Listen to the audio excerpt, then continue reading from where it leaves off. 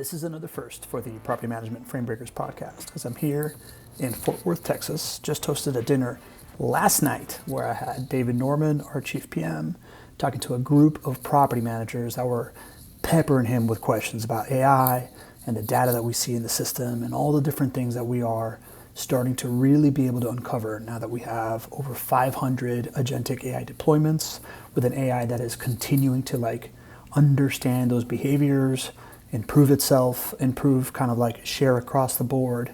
And there was a particular question that was asked, which is, how do I avoid the AI from overpromising? How do I get it to not say it's going to do something that I don't want it to do? And I think that's a question everybody has on AI.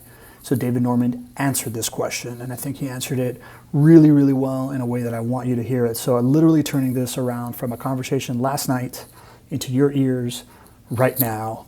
How do we make sure that AI does not overpromise and actually communicates like me? This is a dinner conversation, so you're going to hear David really well, and you're going to hear other voices a little bit further from the mic. You can still hear it if you're listening to earphones. If you're in your car, you might not hear it well.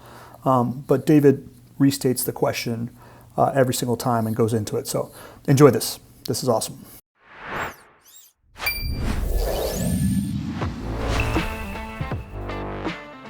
Welcome to the Property Management Framebreakers podcast. I'm your host, Pablo Gonzalez, and I am here to introduce you to the folks in the property management space that have broken the frame of what you may believe was possible. This podcast is presented by Vendoroo. It is your all-in-one AI solution for resolving your maintenance needs. Let's go. We're not talking about a form-based chatbot. Those are rules that says if then, if then, if then, if then. This is not an if then. This is context, empathy, consideration, knowledge. Your knowledge, right? Hey, listen, I understand that you're frustrated about this, but according to company policies, this is not an emergency, but a high priority. I'm taking in a request, and I'll be sure that this is dispatched to the maintenance team first thing in the morning for you. Okay. That's what we would do, right? So what my concern would be is it's saying we're going to fix this, Yep. and I go look at that ticket, I'm going, no, we're not. Okay. All right. Let's pause there because what you said is a huge. Yeah, that's a huge category of, let's say that, and I'm going to help us reframe this. Chatbots are old, okay? Agentic AI is what we're talking about here. And what she's talking about is saying, will it think like me? This is what you're saying at the heart of your problem, okay? Will it think like me? So for example, a resident submits in a work order and says, I have no hot water, okay? The great no hot water. We all know that no hot water comes in exactly at Friday at 7:30 p.m., like clockwork every single week. Not on Monday, not on Tuesday, not on Wednesday. We know when it comes in, right? So in this room, there's probably 4 different opinions on what you consider to be an emergency or a high priority or not an emergency, okay? So what everybody needs to understand about AI, and I'm gonna make this, hopefully this is merely simple because this is the big epiphany that hit me this year.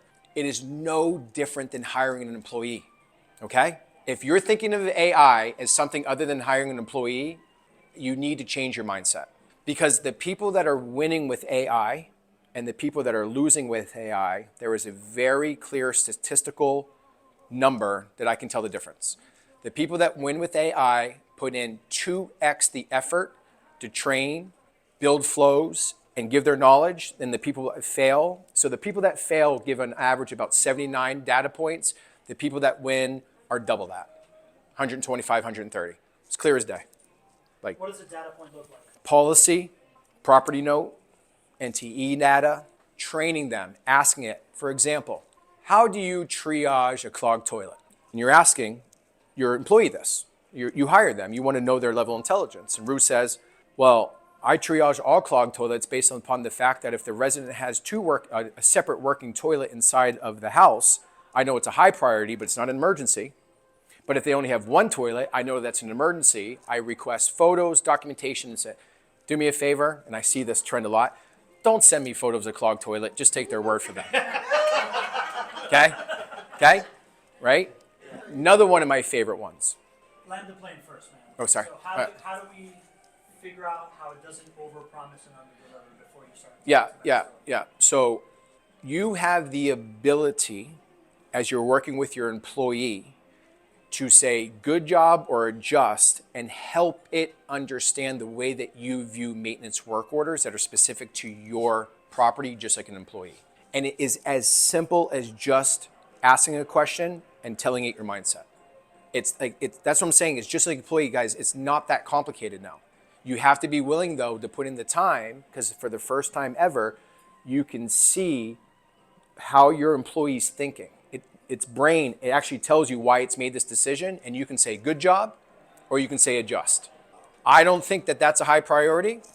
Well, 72 of the other property managers do. I don't care. There's one property management company that I know that doesn't have emergency services. Zero. And ROO tells the employee or the resident, you're responsible for all emergency services. And there's a lot of FUs that come after that. But yeah. Talk about where the intelligence of the ROO comes from, because I think this will also help shine a light on that. Yep. Of like, how does the AI, what does it know? Yeah. So there's 3 sources of intelligence in ROO. So the first one is open intelligence. I talked with you guys about the washer and dryer situation. Okay, that's open intelligence, where ROO reaches out to all the other ROOs in the world, and they all converse real quick and make a decision. There's learned intelligence, which is 20 years of maintenance experience that we built into ROO. Imagine if all of us were building an agent. And then there's shared experience. So every time that a property manager encourages ROO to act a certain way or provides a policy, that policy comes up for review. And if we think that it's going to benefit the community, we add it into ROO's thinking. So three pieces, right? Open, taught, and then learned. Community. All of you guys are teaching ROO. So if you put in a change into ROO, that ROO identifies that this could benefit our industry as a whole, it will flag it and we'll review it and we'll use it to train ROO for everybody. Training, like, can I say this is proprietary? I don't want it shared with the greater population. Could you say this is proprietary and I don't want this shared with the greater population? ROO, this is proprietary. Do not share this with the greater population. That's going to pop up. You're good. So everybody should know that the key to success in onboarding mimics just an employee. It's 90 days. The evidence is just there.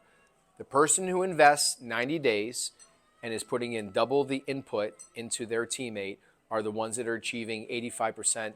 And we have one client that's at 95% automation. It's unbelievable to watch him. He's at 95% of all of his tickets are automated. So what's the first 30 days? First 30 days for everybody is learning. You're in a weekly call. We have a thing called a AAA. It's an AI adoption advisor who is skilled in AI implementation, because no one is asking you to be the expert. You tell them what your outcomes need to be, what your goals need to be. They'll show you how to train. And if you have a complex workflow, you submit it to them. They can help tailor it and help implement that for you, right? So you have a coach that's going to guide you in those first 90 days. And then your goal is just a monthly touch-in, right? The next 30 to 60 days is delegation of authority. I've trained you, I trust you, and now I'm delegating more responsibility to you. The 4 guys that we're talking about giving over to that workflow, I'm delegating authority to you. I'm giving you more responsibility. 90 days and after is just optimizing. The 1 in every 50 work orders, seeing what they're doing, good job, bad job. You should be at your employees trained and working, and now you're just doing the fine refinements in that. The people who skip those phone calls fail. How do you not meet your employee once a week or check in with them? And I'm trying to make that connection to people. It is no different. You hired an employee, you didn't talk to them for 30 days and they failed. Whose fault is it? That's why, to me, when I saw, we were talking a little bit earlier, I didn't know what the AI relationship was going to be as a property manager. And when I saw that behavior was no different than just an employee, I said, oh, everybody understands this. But what AI is showing, which I did not expect, it's very clear to show who's great at training employees and who's bad at training employees. And we all don't have that skill set. Some of us do need help, and our AAA advisors help people train the employees. If you're saying, training employees is not my skill set, right? I can lean on you. Some other people don't even want to meet with their AAAs, and you can see them dumping information in, right? So that's something that is good for people to learn, I think, about themselves or their business. Are we good at helping our employees succeed?